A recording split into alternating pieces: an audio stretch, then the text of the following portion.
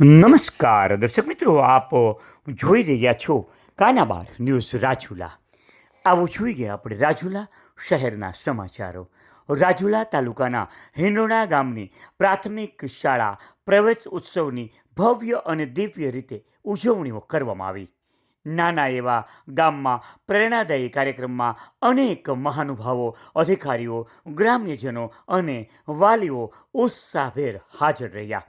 કાર્યક્રમની શરૂઆત આમંત્રિત મહેમાનોના હસ્તે દીપ પ્રાગટ્ય કરીને કરવામાં આવી હતી. ત્યારબાદ શાળા પરિવાર દ્વારા તમામ મહેમાનોનું ઉષ્માભર્યું સ્વાગત કરવામાં આવ્યું હતું.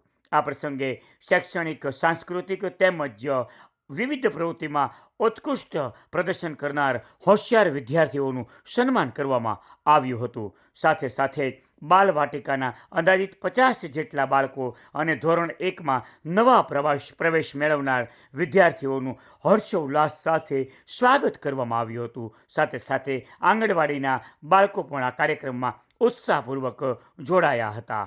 શાળા કાર્યક્રમ દરમિયાન અધિકારીઓ સાથે શાળા મેનેજમેન્ટ કમિટીની મિટિંગ પણ યોજવામાં આવી હતી. શિક્ષણની ગુણવત્તા અને વિદ્યાર્થીઓના સર્વાંગી વિકાસ અંગે વિસ્તૃતપૂર્વક ચર્ચાઓ કરવામાં આવી હતી.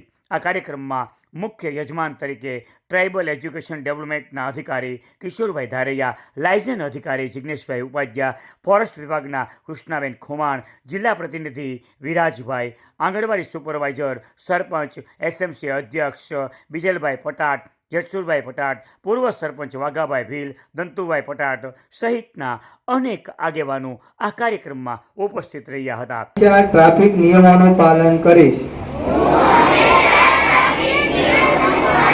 હંમેશા ઝીબ્રા ક્રોસિંગ પરથી રસ્તો પાર કરીશ. પર ચાલતી વખતે ન તો મોબાઈલ વાપરીશ,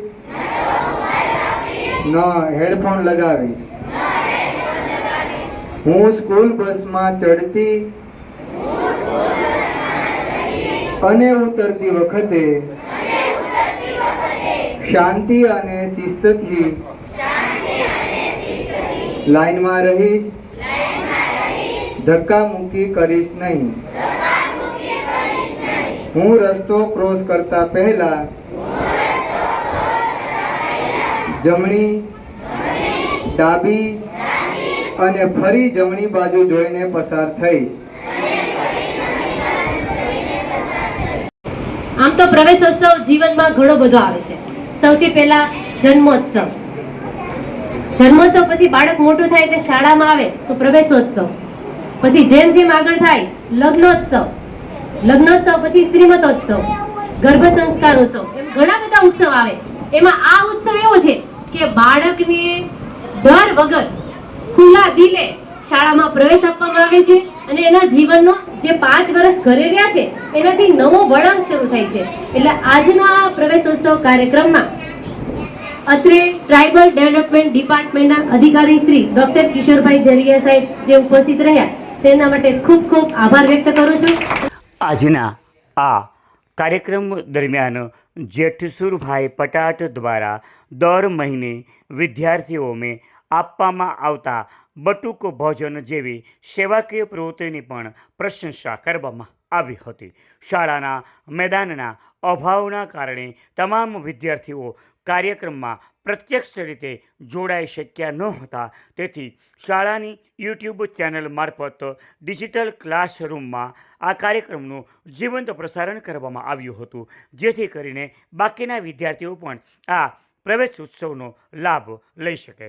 સમગ્ર કાર્યક્રમ આચાર્ય પારુલબેનના માર્ગદર્શન હેઠળ શાળાના સમગ્ર સ્ટાફના સહયોગથી સફળતાપૂર્વક યોજાયો હતો. કાર્યક્રમનું સંચાલન શાળાના નાના વિદ્યાર્થીઓ દ્વારા આત્મવિશ્વાસ સાથે પૂર્ણ કર્યું હતું. સમગ્ર કાર્યક્રમ આનંદમય, પ્રેરણાદાયી અને નવા શૈક્ષણિક વર્ષની ઉજ્જવળ શરૂઆતનો સંદેશો આપનાર રહ્યો હતો.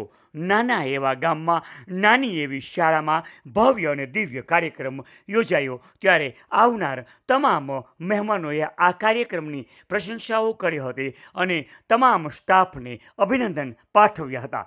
આપ જોઈ રહ્યા હતા કાનાબાર ન્યૂઝ રાજુલા. આપણા શહેરના, આપણા જ વિસ્તારના આવા જ અવનવા સમાચાર માટે જોડાયેલા રહો કાનાબાર ન્યૂઝ રાજુલા. આપ જોઈ રહ્યા હતા કાનાબાર ન્યૂઝ રાજુલા.